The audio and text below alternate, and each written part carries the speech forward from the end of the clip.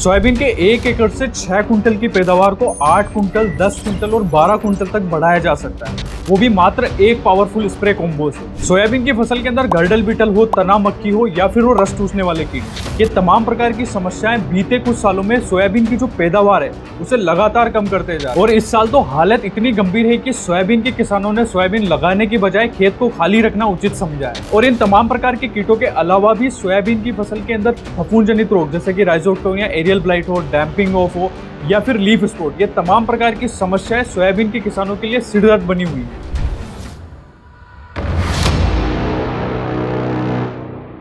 नमस्कार किसान मित्रों, स्वागत है आपका सोयाबीन सीरीज के एक और नए वीडियो के अंदर, जिसके अंदर हम बात करेंगे सोयाबीन के पहले पावरफुल कॉम्बो के बारे में। और इस कॉम्बो के अंदर हम जानेंगे ऐसा कौन सा इंसेक्टिसाइड लेना चाहिए जिससे सोयाबीन की फसल के अंदर अभी के समय लगने वाले तमाम प्रकार के कीट भी खत्म हो जाए, रस चूसे कीटों का भी सफाया हो जाए। साथ ही साथ में हम जानेंगे एक ऐसे पावरफुल फंजीसाइड के बारे में, अगर इसे आप प्रयोग में लेते हैं तो सोयाबीन की फसल के अंदर लगने वाले तमाम प्रकार के फफूंद जनित रोग भी नियंत्रित होंगे। और साथ ही साथ में इस कॉम्बो के अंदर हमने तीसरा प्रोडक्ट ऐसा रखा है जो सोयाबीन की फसल के अंदर न केवल फुटाव को बढ़ाएगा और फ्लावरिंग को बढ़ाने में भी मदद करेगा।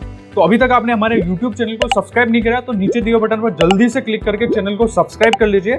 और बिना किसी देरी के इस वीडियो को अपन शुरू करते हैं। किसानों, तो सोयाबीन की फसल की अगर मैं बात करूं तो अभी के समय सोयाबीन की फसल के अंदर ज्यादा इल्लियों का प्रकोप तो देखने को नहीं मिल रहा है। लेकिन इस साल क्या हो रहा है ना किसान मित्रों, जो तना मक्खी है और जो गर्डल बीटल है उसके जो एडल्ट इंसेक्ट है, मतलब जो तितली वाले इंसेक्ट है, वो अभी खेत के ऊपर उड़ रहे हैं। और ये वाला जो क्लाइमेट है, मतलब ह्यूमिड क्लाइमेट रहता है, मतलब वातावरण में जब नमी ज्यादा रहती है तब इन कीटों का प्रकोप ज्यादा देखने को मिलता है। और अभी ये समय रहता है जब तना मक्खी तने को पंचर कर देती है और अपने अंडे जो है वो तने के अंदर छोड़ देती है। और गर्डल बीटल भी अपना काम करना शुरू कर देता है। गर्डल बीटल जिसे किसान भाई रिंग कटर के नाम से भी जानते हैं, इसका जो एडल्ट रहता है या फिर उड़ने वाला जो कीट रहता है, ये तने पर बैठता है और रिंग नुमा आकार से कट लगा देता है। और कट लगाने के बाद में तने के अंदर अपने जो अंडे रहता है वो छोड़ देता है। किसान मित्रों, ये दोनों ही जो कीट रहते हैं ना, अगर इनका हमला फसल में होगा तो आपको शुरुआत में पता नहीं चलेगा, क्योंकि ये क्या करते हैं, बस पंचर करके या फिर कट लगा के अपने अंडे छोड़ देते हैं। और जब ये अंडा रहता है ना, ये जब तने के अंदर फूटता है और इसके अंदर जो लार्वा निकलता है, यह लार्वा जो रहता है यही फसल को नुकसान पहुंचाता है। और ये लार्वा तने के अंदर रहता है तो उसी कारण से आप इसे देख नहीं पाओगे और पहचान नहीं पाओगे। और इसके जो लार्वा रहते हैं ये क्या करेंगे, शुरुआत से ही फसल के अंदर जो तने का जो मुलायम हिस्सा रहता है या फिर तने के अंदर जो जाइलम फ्लोएम जब बन रहा होता है, तब ये क्या होता है कि इनको खाने में अच्छा लगता है और मीठा लगता है। उस कारण से ये पूरी तरीके से अंदर जो तने का जो अंदर वाला हिस्सा रहेगा उसको खा जाएंगे, नष्ट कर जाएंगे।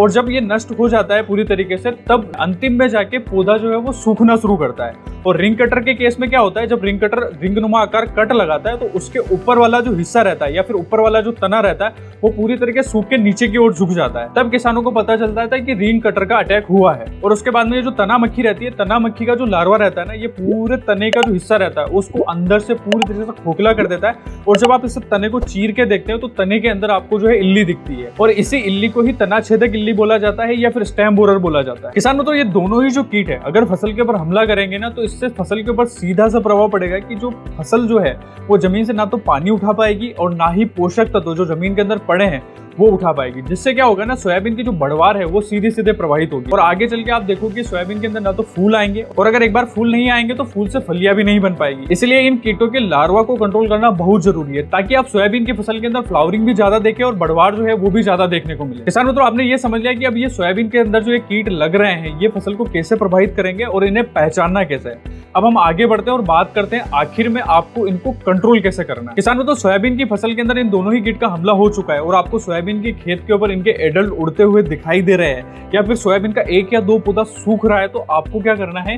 कि इसी अवस्था के ऊपर एक कीटनाशक का स्प्रे कर देना है। और इस कीटनाशक में आपको क्या लेना है, कात्यायनी का चक्रवर्ती लेना है। और इस चक्रवर्ती के अंदर आपको क्या मिलेगा, थायोमेथोक्साम जो रहता है वो 12.6% रहता है और लैम्बडा साइलोथ्रिन 9.5% रहता है, वो भी जेडसी फॉर्म में। इसके अंदर डबल टेक्निकल है और दोनों ही टेक्निकल के अलग अलग काम है। इसके अंदर जो थायोमेथोक्साम पाया जाता है वो तमाम प्रकार के जो रस चूसक कीट, सोयाबीन की फसल के अंदर जो रस चूसक कीट लगते हैं, चाहे वो माहू हो, हरा तेला हो या सफेद मक्खी, इसके ऊपर इसके रिजल्ट काफी शानदार देखने को मिलते हैं। लेम्बडा साइलोथ्रिन जो रहता है ये क्या करता है, जितने भी प्रकार के एडल्ट इंसेक्ट होते हैं, चाहे वो रिंग कटर हो या फिर तना मक्खी हो, इसके जो एडल्ट इंसेक्ट रहते हैं उनको काफी अच्छे तरीके से कंट्रोल करेगा।